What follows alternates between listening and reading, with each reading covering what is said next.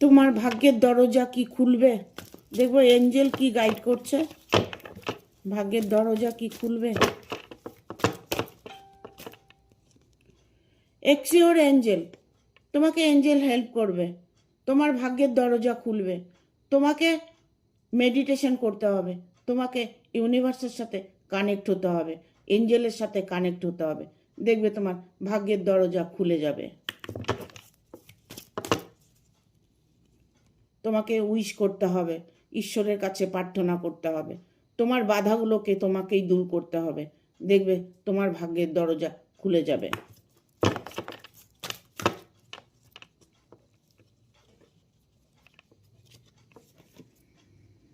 Meditation big answer. Meditation মধ্যেই তুমি সব কিছু তোমার জীবনে খুশি ফিরে পাবে।